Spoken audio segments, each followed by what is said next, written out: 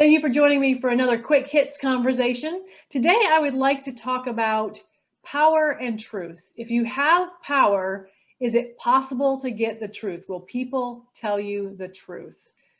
Rowley, you want to kick us off? What do you think? I think it's at that position, when you're in a senior leadership position, often people are telling you what they think you want to hear. And part of that's well, I want to tell you what you want to hear to say, protect my position as an employee, as well as make you feel good so that we'll be happy. And sometimes I think that can lead to the emperor's new clothes, because the emperor is getting told all this information by his colleagues and employees and staff, but in reality they're gilding the lily, they hiding the truth, or maybe not lying, but sort of omitting, reframing the truth. Let's put it that way. That's a bit. So that does happen quite regularly in many circumstances, and you can see it happening on projects, or you just, yes, everything's fine. It's fine. It's fine. You get that a lot. I'm sure you've seen it. And I think it depends on the consequences, doesn't it? So if you know that if I tell that, oh, this project is really going down, if you know that when you tell that you'll be punished in one or other ways, of course you don't tell it. Right. You postpone it as long as you can. Better to, because you might also be able to rescue it. You don't have to tell the whole truth. Yeah, people think like, I can figure it out. I can figure it out. I can figure it out. So they don't say anything until it's way past the point of being out of control. Yes. So what might leaders be able to do to keep that from happening? It has to do with the culture, hasn't it? I mean, what kind of culture do you have in your organization? Is it a culture where you hide things because you're afraid of being punished, or is it a culture where openness is actually encouraged? And learn from your mistakes. So if there's openness and okay, that failed, right, so what can we do about that? How can we make it right? How can we learn from that? How can we progress? And I think lots of organizations are trying to move into that. I suppose the buzzword is agile, into that agile methodology.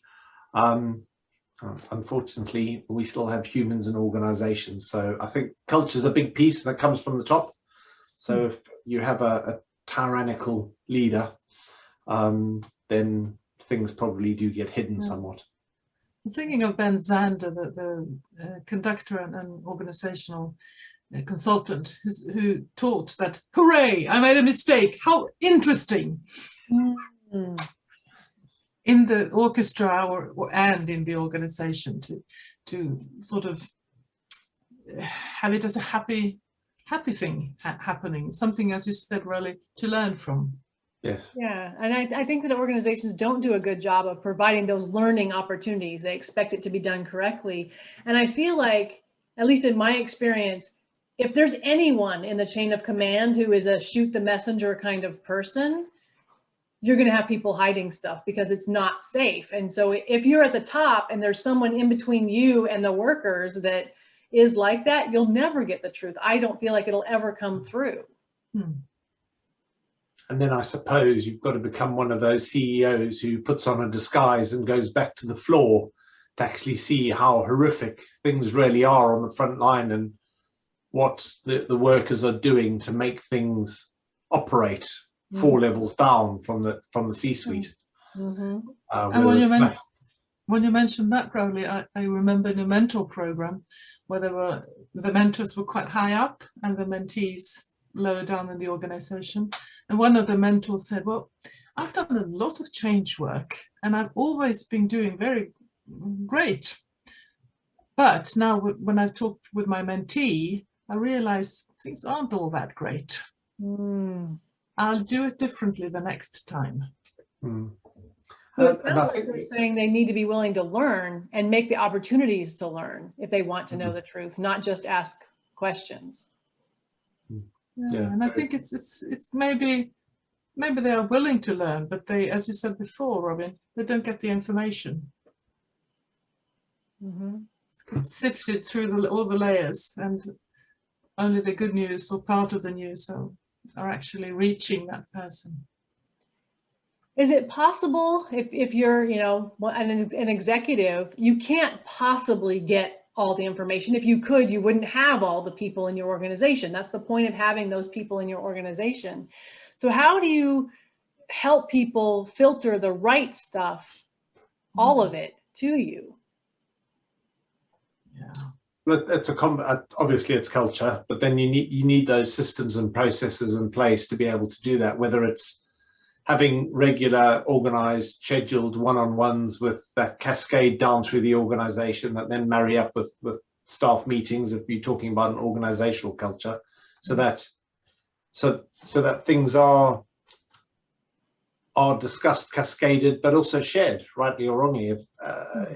If it's bad news, it needs to be shared and talked about. And I think there's a number of cases in sport where you have a certain clique of senior players who go behind closed doors and everything's secretive, and then the rest of the team are left out. And then after a while, and this certainly happened on international sports tours, the newspapers are awash with all this intrigue and backbiting that's going on. And you go, well, 6 months ago, it's almost all the same players. The only thing that's changed is the coaching staff. What's happened? And it's just a couple of things, like having meetings behind closed doors and no one talking about things. And sure, in organizations, you've got to have some of that secrecy because you might be going through a merger and that's the law, or I don't know, you might be in a spy agency. But actually, in reality, how much stuff in our organizations really needs to be that secret, and actually everyone will find out. And well, and to that point, if information is used as power, you're going to have a problem with people not sharing information. So that's something as a consultant that I've seen a lot is, you know, and I guess we should point out, if you want someone to come in and help you learn, bring in an outsider and have them learn the bottom and bring information around to the top. That helps too. But yeah, if information is being used as power, to your point, behind closed doors, everybody's secret, hush, hush, gossip is a powerful thing, and it does not do good things for culture. Right. And another question is, how much does the top player need to know, and how much can the lower, so to speak, levels handle by themselves? How much do they know, and how do they have the authority? What's been delegated to them? And do they, back to the thing we were talking about at the very beginning, do they have the power and the openness to be able to go say, I know you delegated this to me, I have no idea how to do it, I need help, before they get neck deep in it and it's a disaster.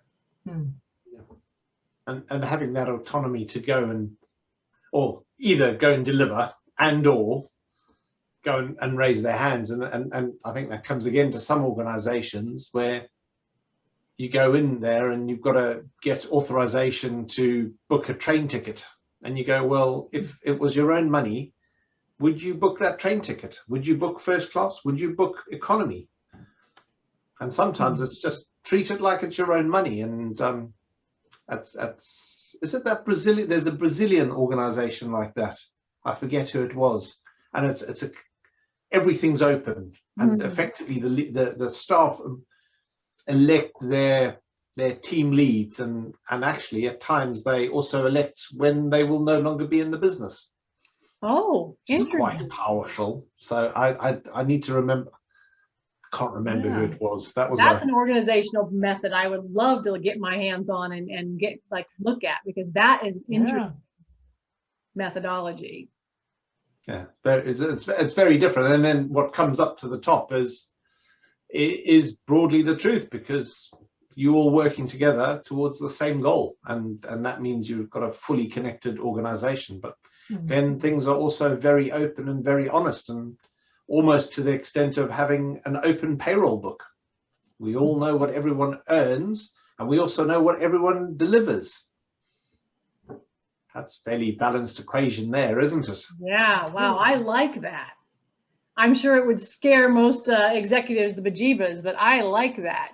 Well, that is our 10 minutes, so I'm going to have to cut us off there. But that is a great tip, Rowley. I'm going to have to go find that company and figure out who they are and how their organization works. So thanks so much for being here. I enjoyed the conversation immensely. We'll do it again very soon. Thank you.